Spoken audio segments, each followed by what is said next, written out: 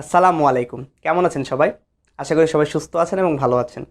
বুক সেলফের পক্ষ থেকে আপনাদের সবাইকে স্বাগতম জানাচ্ছি প্রিপোজিশনের তৃতীয় লেকচারটিতে। গত ক্লাসে আমরা বেশ কিছু কমন প্রিপোজিশন নিয়ে আলাপ আলোচনা করেছিলাম। আজকের ক্লাসেও আমরা বেশ কিছু কমন এবং পপুলার প্রিপোজিশন নিয়ে কথা বলবো। So let us begin.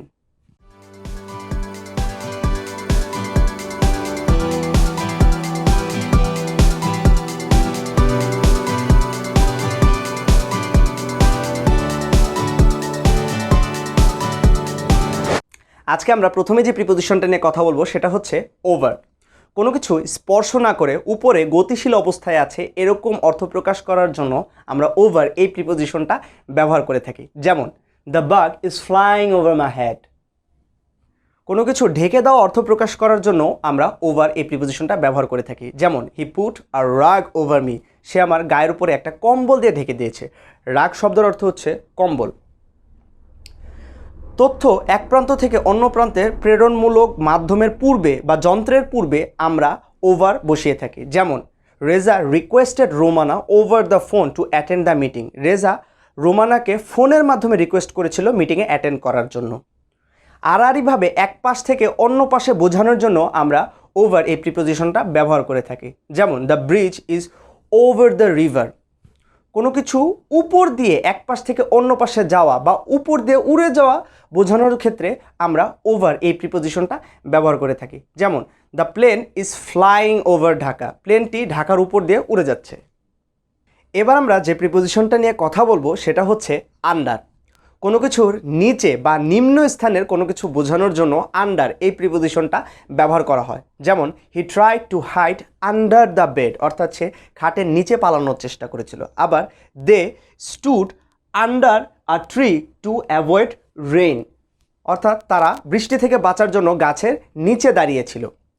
কোনো কিছু সাপেক্ষে বা কোনো কিছু অনুসারে বোঝানোর জন্য আমরা আন্ডার এই প্রিপোজিশনটা ব্যবহার করে থাকি। যেমন he was arrested under the warrant of the court, অর্থাৎ সে কোর্টের ওয়ারেন্ট অনুযায়ী অ্যারেস্ট হয়েছিল।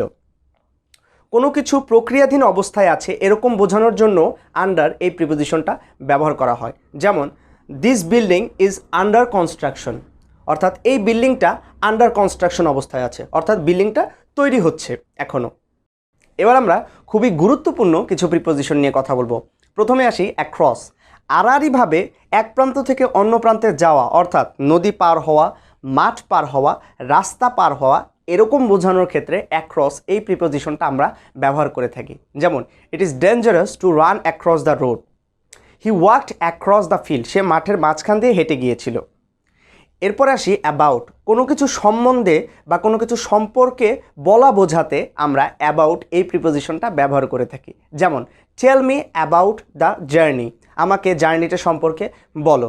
হি is writing a story about Messi, সে মেসি সম্পর্কে একটা স্টোরি লিখছে। কোনো কিছু ছাড়া বা কোনো কিছু ব্যতীত এরকম অর্থ প্রকাশ করার জন্য বাট এই প্রিপোজিশনটা আমরা ব্যবহার করতে পারি। যেমন none but Allah can help us, অর্থাৎ আল্লাহ ছাড়া আমাদেরকে কেউ সাহায্য করতে পারবে না। আবার কোনো কিছু ব্যতি রেখে বা কোনো কিছু বাদে এরকম অর্থ প্রকাশ করার জন্য আমরা এক্সেপ্ট এই প্রিপোজিশনটাও ব্যবহার করতে পারি। যেমন they all came except Sadia, অর্থাৎ সাদিয়া বাদে সবাই এসেছিল। আবার কোনো কিছু অভাব বুঝালে, কোনো কিছু না হলে, না থাকলে, না করলে এরকম অর্থ প্রকাশ করার জন্য আমরা উইদাউট এই প্রিপোজিশনটাও ব্যবহার করতে পারি। যেমন without food it is impossible to survive for 5 days in the desert, অর্থাৎ মরুভূমিতে খাবার ছাড়া 5 দিন বেঁচে থাকা অসম্ভব। To versus then. কোনো কিছুকে অধিক গুরুত্ব দেওয়ার জন্য বা কোনো কিছুকে প্রাধান্য দেওয়া বোঝাতে আমরা টু বা দেন এই দুইটি প্রিপোজিশনই ব্যবহার করতে পারি। তবে কিছু শব্দ আছে যেগুলোর পূর্বে শুধুমাত্র আমরা টুই ব্যবহার করব, আর সেই শব্দগুলো হলো senior, junior, preferable, superior, inferior, prior. এগুলোর পূর্বে শুধুমাত্র টুই বসে। যেমন he is senior to me in service, কর্মক্ষেত্রে সে আমার senior. I prefer coffee to tea, আমি চার থেকে কফি বেশি পছন্দ করি, যদিও আমি চা বেশি পছন্দ করি।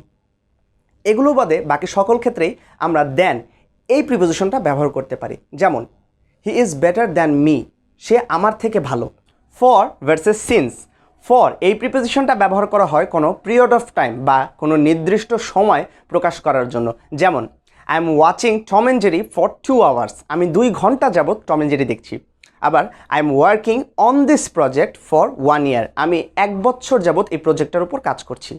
কোনো কিছু একটা নির্দিষ্ট সময় থেকে শুরু হয়ে এখন পর্যন্ত বর্তমান আছে এরকম অর্থ প্রকাশ করার জন্য সিন্স এই প্রিপোজিশনটা ব্যবহার করা হয়। যেমন I am working in this company since 2015, আমি 2015 সাল থেকে এই কোম্পানিতে কাজ করছি।